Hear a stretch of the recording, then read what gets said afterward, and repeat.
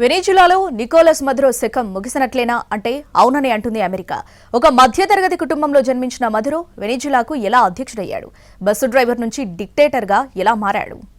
అమెరికాకు వలసలను ప్రోత్సహిస్తున్నారని, narco టెర్రరిజానికి పాల్పడుతున్నారన్నది Venezuela అధ్యక్షుడు మదురోపై Trump ఆరోపణ.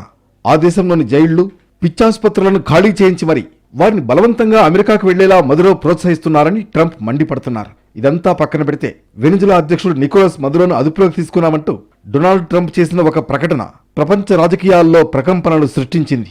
ఎవరీ మదురో అంటూ సోషల్ మీడియాలో చర్చ జరుగుతుండగా సాధారణ కార్మిక నాయకుడి స్థాయి నుంచి అమెరికాకే సవాల్ విసిరే స్థాయికి ఆయన ఎలా ఎదిగారు? వెనిజులా అధ్యక్షుడి ప్రస్థానంపై నెట్లో సెర్చ్ చేస్తున్నారు.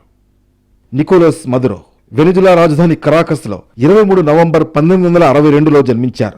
హైస్కూల్ వరకు అక్కడే చదివారు. ఆ తర్వాత బస్సు డ్రైవర్గా తన ఉద్యోగ జీవితాన్ని మొదలుపెట్టారు.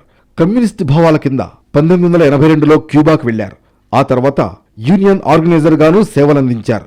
హ్యూగో చావెజ్ వెనిజులా అధ్యక్షుడైన తర్వాత లా మేకర్ గా మదురో అతనికి సహాయపడ్డారు. ఒపెక్ దేశాల ఆయిల్ రాజకీయాలపై చావెజ్ ఎజెండాను ప్రజల్లోకి తీసుకువెళ్లడంలో మదురో కృషి చేశారు.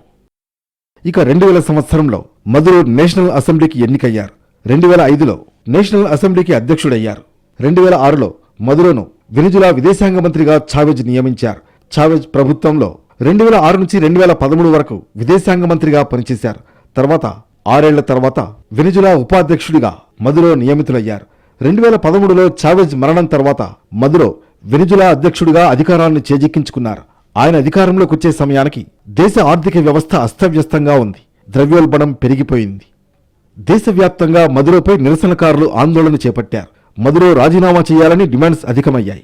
అయితే మదురో తన సైనిక బలాన్ని ఉపయోగించి ప్రజల పోరాటాన్ని అణచివేశారు. ఈ దాడుల్లో 100 మందికి పైగా నిరసనకారులు మృతి చెందారు.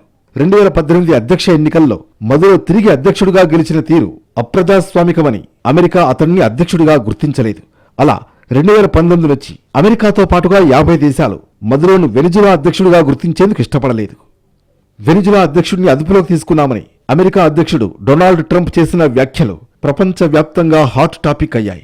ట్రంప్ చేసిన తాజా వ్యాఖ్యలతో వెనిజులా అధ్యక్షుడి ప్రస్థానం మరోసారి ప్రపంచవ్యాప్తంగా చర్చనీయాంశమైంది. ఒక సామాన్యుడు అసాధారణ శక్తిగా ఎదిగిన తీరు ఆశ్చర్యపరిచినప్పటికీ ఆయన పాలన చుట్టూ అల్లుకున్న వివాదాలు అంతే తీవ్రంగా ఉన్నాయి.